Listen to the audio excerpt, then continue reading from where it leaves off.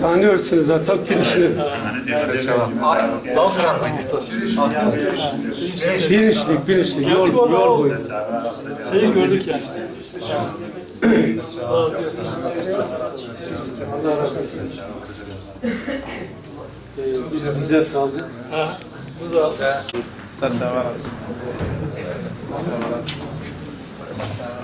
Hoş geldiniz.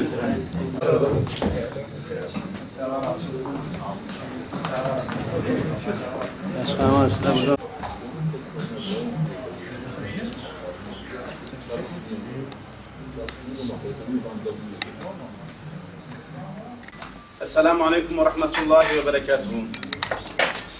Gelin muhtarımın tebkhir hatın serşavar hatın. Rabbi alemi ve hatına ve khaseten jubûfa kabul bike. Malum me parti ki nu ava kiriye. Me khwast em bi tamamê muxtarê xwe, bi tamamê milletê xwe, bi tamamê eşirê xwe, bi tamamê agayê xwe, mellayê xwe, seydayê xwe em hevdû naskin.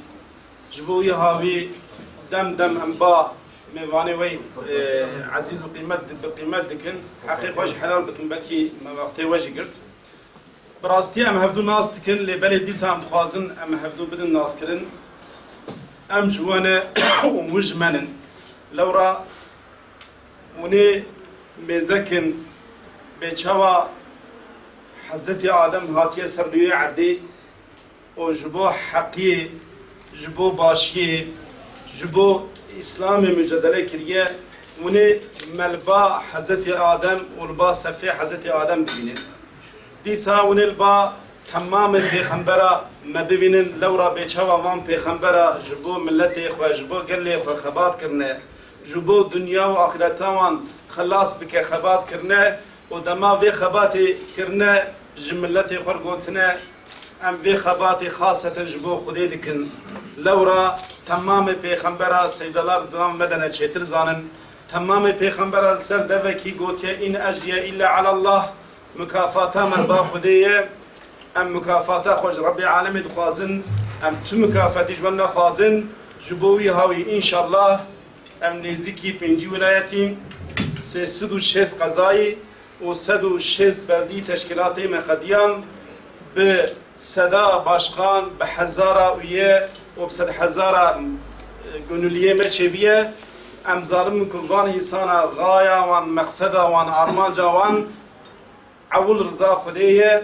و داوی کی وی ملت مظلوم و مستضعف برایک اسلامی به اخلاق اسلامی به خدا و پیغمبریش و ظلم خلاص که مقصدا ما هذا ان شاء الله دیسا ونی ملبا شیخ سعید پالو ببینن لبا صالح بقي هيني ببينن لبا بدع الزمان سعيد نورسي ببينن لبا ملاي جزري ببينن لبا الشيخ عبد الرحمن عختبه ببينن لبا مولانا خالد البغدادي ببينن لورا اف دعوة وان كصاية جبوي هاوي مفسكو ونجي فهم بكن امجي هبدو بدون فهم كرن قال براينا عزيز براستي ام جتو انسان را سوز نادن yani beçava hinek siyaset medar و hinek em bejin temsilci hinek soza dedin hinek ahda dedin em se soza milleti xort bejin yekji vallahi em deraval milleti xnakin adudiya em ikhaneti bi milleti xnakin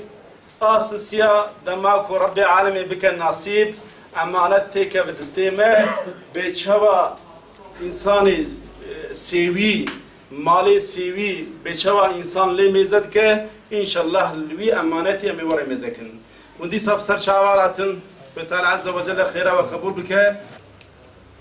Doğrusu bugüne kadar muhtarların çalışmaları, muhtarların yaptıkları bu coğrafyada pek kıymeti bilinmedi sanki. Bize öyle geliyor ki pek bir kıymet verilmedi. Muhtarlarımızın çalışma mekanlarını görüyoruz. Şimdiye kadar daha önce ya bir dükkandaydı, bir yer kendi imkanı tuttuğu bir dükkandı. Şu anda da parkların köşelerinde böyle depremzedeler gibi konteynerlarda, şehirde Diyarbakır şehir merkezi anlayışını söylüyorum. Konteynerlarda böyle bir yer verilmiş, sıkıntı gibi duruluyor. Benim nazarımda, bizim bakış açımızda bir şehrin valisi neyse, bir ilçenin kaymakamı neyse, bir mahallenin muhtarı da odur. Yetki olarak, etki olarak, vazife olarak aynıdır. Dolayısıyla aynı kıymeti görmesi lazım, aynı değeri görmesi lazım ve aynı şekilde muamele edilmesi lazım. Muhtarlar birilerinin başı sıkıştığında, işte muhtar hele gel bakalım bu mahallede kim oturuyor gibi sadece bilgisine başvurulacak insanlar değildir. O mahallenin akil insanı, o mahallenin bilir kişisi, o mahallenin danışılacak, fikirleri alınacak bir kanaat önderidir aynı zamanda. Bizim bakış açımız budur. Bizim muhtarlara yaklaşımımız budur. Biz istiyoruz ki muhtarlarımıza bu değeri verelim. Ve muhtarlarımızı bu şekil imkanlarla donatalım.